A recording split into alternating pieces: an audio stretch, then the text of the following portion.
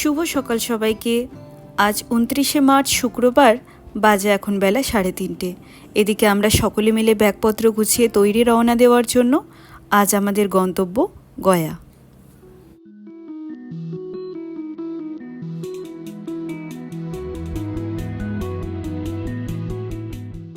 ভারতবর্ষের বিভিন্ন তীর্থস্থানের মধ্যে এক অন্যতম তীর্থস্থান হলো এই গয়াধাম। হাওড়া বা শিয়ালদা স্টেশন থেকে ট্রেনে করে 7-8 ঘন্টা রাস্তা পাড়ি দিলেই অনায়াসে পৌঁছে যাওয়া যায়। একটা সময় ছিল যখন এই হাওড়া ব্রিজের উপর দিয়ে কতই না যাওয়া আসা করতাম ট্রেন ধরার জন্য। আজ বহুদিন পর আবার সেই একই রাস্তা, বেশ ভালো লাগছে।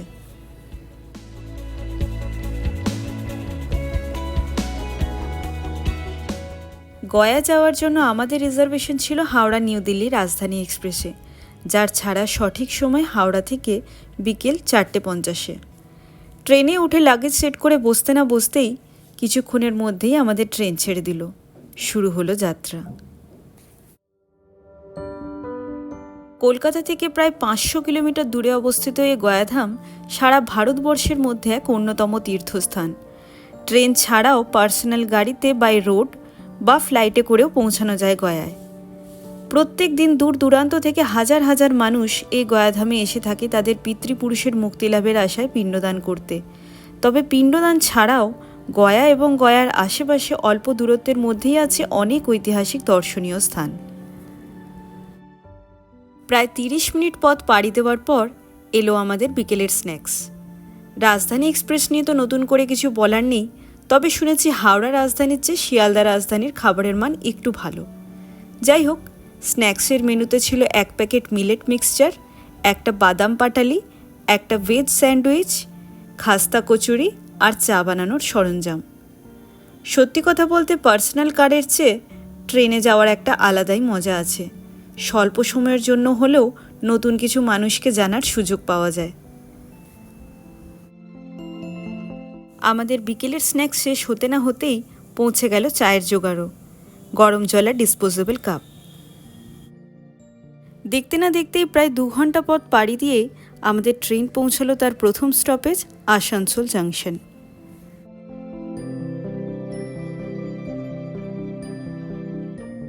ট্রেনে খাওয়া দাওয়ার ব্যাপারটা একেবারেই অপশনাল, তাও সাথে মেয়ে আছে জন্য আমরা খাওয়া দাওয়ার অপশনটা অ্যাড করে দিয়েছিলাম টিকিটে। রাতে ডিনারের মেনুতে ছিল জিরা রাইস, ডাল, আলু গাজরের একটা সবজি, চিকেন, 2টো রুটি আর টক দই। তবে বলাই বাহুল্য, খাবারের মান সত্যিই অনেক পড়ে গেছে। রাতের খাবার দাবার সেরে প্রায় 10:50 নাগাদ অবশেষে আমরা পৌঁছালাম আমাদের গন্তব্যস্থল গয়ায়।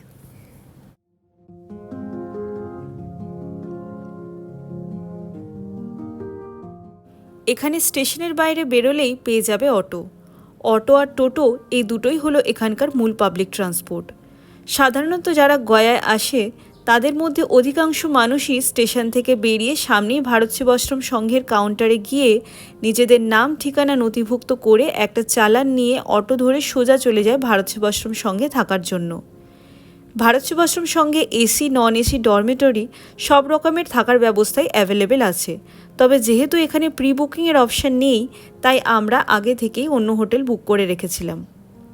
ভারত সেবাশ্রম সংঘ ছাড়াও গয়া স্টেশনের কাছেই কম বেশি বিভিন্ন রেঞ্জের থাকার হোটেলের ডিটেল তোমরা পেয়ে যাবে যে কোনো অনলাইন ট্রাভেল অ্যাপ থেকে। তবে আমরা যে হোটেলটা বুকিং করেছি সেটা গয়া স্টেশন থেকে প্রায় 20 মিনিট দূরে অবস্থিত বিষ্ণুপাদ টেম্পলের একদম সামনে। নাম শ্রী বিষ্ণু ভিউ।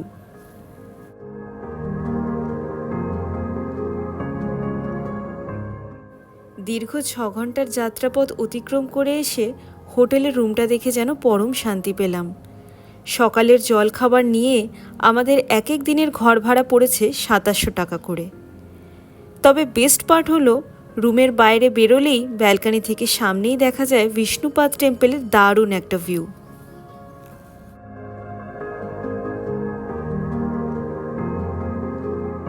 শুভ সকাল সবাইকে। আজকে নেক্সট ডে মর্নিং 30শে মার্চ শনিবার। এখন আমরা রয়েছি গয়াতে। তো যেরকম তোমরা দেখলে যে গতকাল রাত 11:30 নাগাদ আমরা গয়ায় পৌঁছেছি। আর স্টেশন থেকে মোটামুটি আধ ঘন্টা দূরে এই হোটেলটা আমাদের শ্রী বিষ্ণু ভিউ হোটেল, যেটা শ্রী বিষ্ণু পাদা টেম্পলের একদম কাছে। তো তো যাই হোক, আপাতত 2 দিন আমরা এই হোটেলেই থাকবো। আর এই যে সকাল সকাল আমার ব্রেকফাস্ট এখানে চলে এসছে, এটা কমপ্লিমেন্টারি ব্রেকফাস্ট। এখানে আছে আলু পরোটা, আর তার সাথে দিয়েছে দই আর আচার, আর সাথে রয়েছে চা। চিনিটা আলাদা দিয়ে দিয়েছে ওরা। যাই হোক, এই যে আলু পরোটাটা একটুখানি দেখিয়ে দিই তোমাদেরকে। এই হচ্ছে আলু পরোটা। তো যদি তোমরা এখানে কেউ থাকতে চাও গয়ায় এসে, তাহলে ওদের কমপ্লিমেন্টারি ব্রেকফাস্টে আলু পরোটা ছাড়াও রয়েছে পুরি সবজি আর ছোলা বাটোরা, যেটা তোমরা অর্ডার করতে পারো। যেমনটা তোমাদের আগেই বলেছিলাম, গয়ায় বেশিরভাগ মানুষই এসে থাকে তাদের পিতৃপুরুষের মুক্তিলাভের জন্য পিণ্ডদান করতে। আমাদেরও এখানে আসার প্রাথমিক উদ্দেশ্য সেটাই। সকাল সকাল হাত মুখ ধুয়ে স্নান টান সেরে বাবা আর সৌরজিৎ তাই বেরিয়ে পড়েছে ভারত সেবাশ্রম সংঘের উদ্দেশ্যে।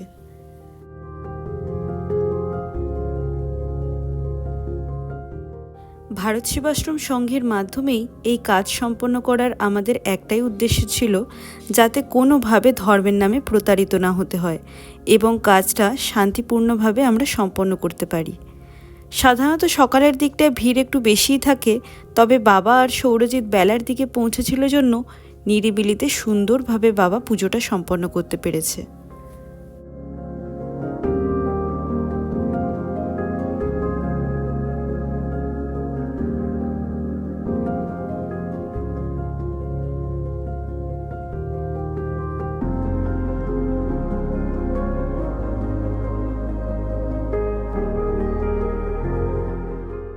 বাজে এখন প্রায় সন্ধ্যে 7টা মতো।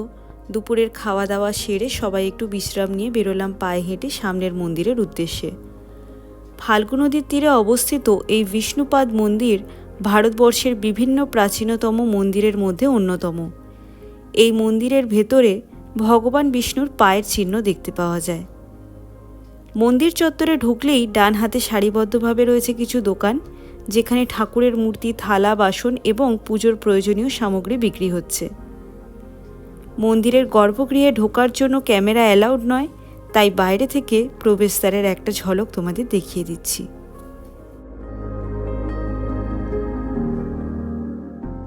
বেশ কিছুটা সময় মন্দিরে কাটিয়ে বেরিয়ে পড়লাম সামনাসামনি বাজারটা একটু এক্সপ্লোর করতে। সাধারণত যখনই কোথাও ঘুরতে যাই, প্রত্যেকবার সেখান থেকে কিছু না কিছু স্মৃতি গিফট হিসাবে সাথে করে নিয়ে বাড়ি ফিরি নিজেদের এবং বাড়ির সকলের জন্য। ঘুরতে ঘুরতে চোখে পড়ল বেশ কিছু দোকান, যেখানে বেশ সুন্দর সুন্দর পাথরের মূর্তি পাওয়া যাচ্ছে।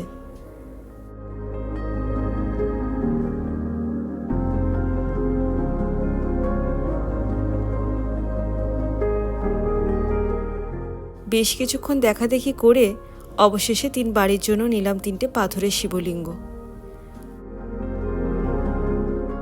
বাজে এখন রাত 8:30। আজকের মতো আপাতত কেনাকাটাও শেষ, ঘোরা বেড়ানোও শেষ। সামনাসামনি দোকান থেকে টুকটাক খাওয়া দাওয়া সেরে নিয়েছি। ফিরছি এখন হোটেলের দিকে। আজকে রাত্রে ডিনারটাও ওখানেই অর্ডার করে নেব। চলো তাহলে আজকের ভিডিওটাও এর সাথে এই অবধি রাখছি। কেমন লাগলো ভিডিওটা অবশ্যই কমেন্টে জানিও। ভালো লেগে থাকলে একটা লাইক করে দিও, আর ছেড়ে যাওয়ার আগে অবশ্যই আমার চ্যানেলটাকে সাবস্ক্রাইব করে আমার পাশে থেকো। Thank you.